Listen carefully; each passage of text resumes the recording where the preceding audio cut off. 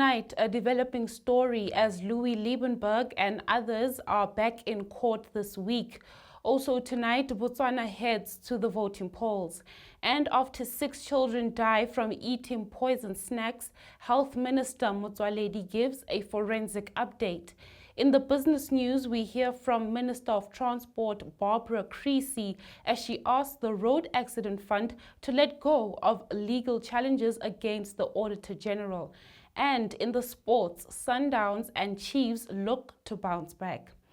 Good evening to all of you at home. Thanks so much for joining us on this Wednesday evening. We begin with new details on the case of 6 children who died after eating poisoned spaza shop snacks in the township of Naledi, Soweto.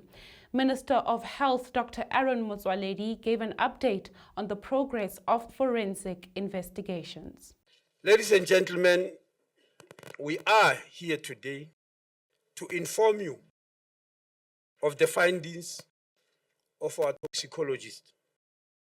The results show that the cause of death is unequivocally organophosphate.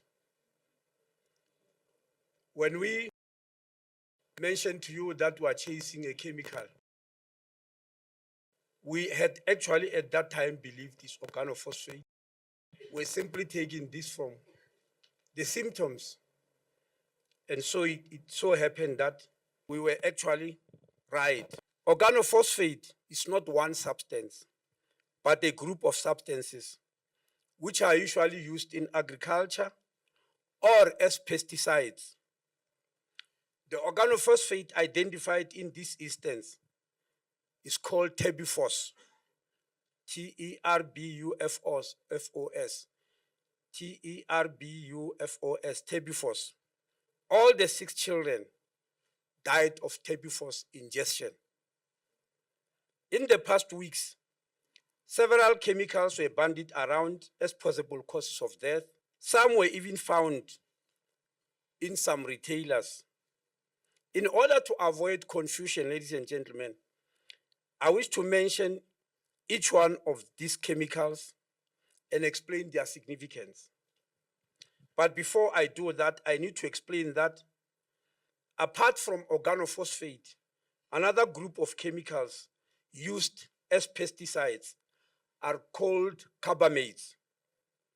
There's a slight difference between carbamates and organophosphate. As I said, they are both used as pesticides. But one major difference is that organophosphate is much more lethal and can cause irreversible damage.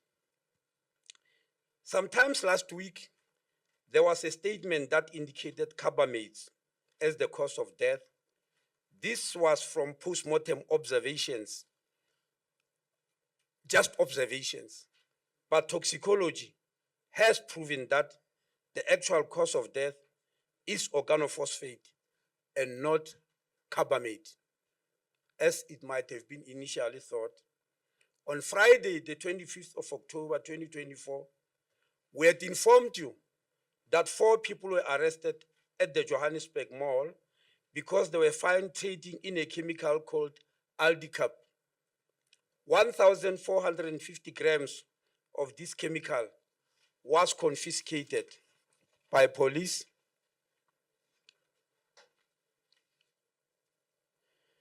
Now, what led to the arrest of these 4 people was that during the operations in Naledi, some of the spaza shop owners confessed that these 4 are the people, these people in the mall, in the Johannesburg Mall, are the people who are selling them illegal chemicals.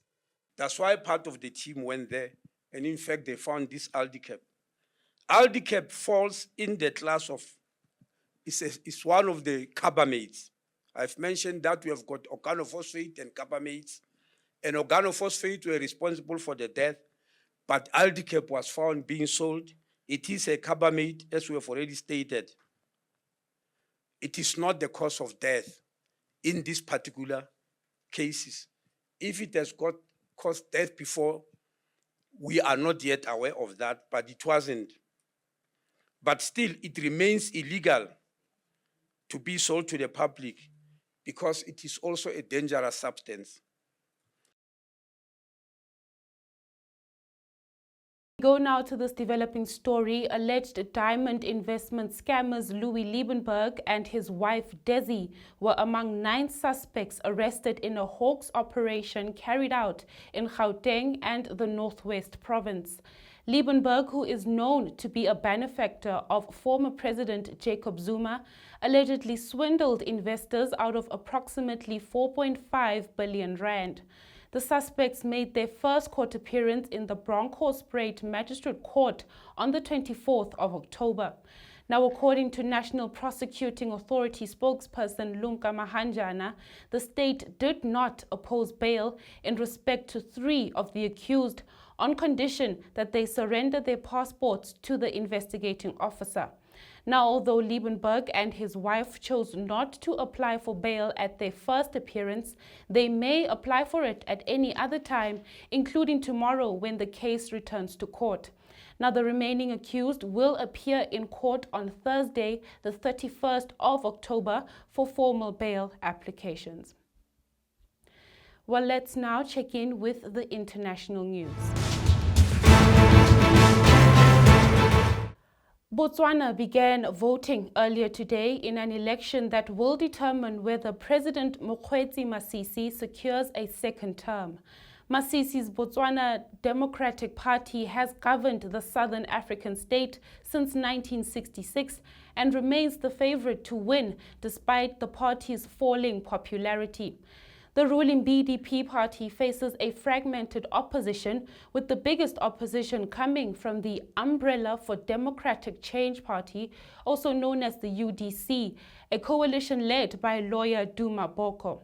Now, according to the Electoral Commission, voting started smoothly in the capital Gaborone, with long queues outside most polling stations. Now, over 1 million people are registered to vote in the country of some 2.3 million people. The opposition UDC has pledged to more than double the minimum wage from 1,500 Botswana pula per month to 4,000 pula if it wins. Now, opposition parties have criticized Masisi for the weakening growth rate as well as high levels of inequality and unemployment. This while Masisi says his plans to create jobs were disrupted by the COVID-19 pandemic but remain on track. Masisi came to power in 2018 through a planned transition after his predecessor Ian Khama served the maximum 10 years in office. Masisi kept the job after a 2019 poll which the BDP won. Now we'll head into the business news.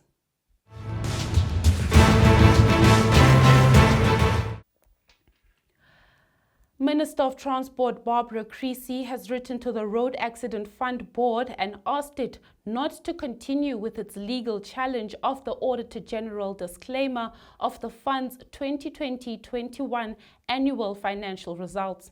Now, during a parliamentary standing committee on public accounts meeting last week, Creecy also provided some insight into the legal issues between the RAF and the Auditor General. A government in the Western Cape took the Auditor General to court and won. I think it was around 2012, 2013, and the issue there was the question of whether or not welfare organizations that receive subsidies from the department should be regarded as service providers, where they are providing in-house care and so on and so forth. So, yes, there is precedent, and the Democratic Alliance set that precedent. I think that what we're dealing with in the RAF situation is we've now lost the 3rd court case. So the question is not whether we should have taken it in the first place, but the question is, should we go on with this litigation? And my view is we should not. And that's it for your business update. We'll go now to the sports news. The Betway Premiership continues its midweek action with both Mamelodi Sundowns and Kaizer Chiefs looking to bounce back from their respective losses over the previous weekend. Sundowns will welcome Cape Town City to Loftus Versfeld at 7:30 p.m. Now, Sundowns suffered a surprise defeat at the hands of Polokwane City without getting a shot on target. Cape Town City drew against Magesi FC. Now, Soweto Giants Kaizer Chiefs travel to Polokwane to face Magesi FC at the Peter Mokaba Stadium at 7:30 p.m. Chiefs suffered their second loss of the season at the hands of SuperSport United. Meanwhile, Golden Arrows will host SuperSport United at the Mpumalanga Stadium at 7:30 p.m. Now, Arrows are on the 3-game losing streak and will hope to get back to winning ways. A depleted Royal AM side will face the stern challenge of Polokwane City at Harry Gwala Stadium at 7:30 p.m. Both sides won their previous games, beating Sekhukhune and Sundowns, respectively. More sporting news this evening as the SPAR Proteas head coach Jenny van Dijk will have her debut game since being announced as the new national coach earlier this year.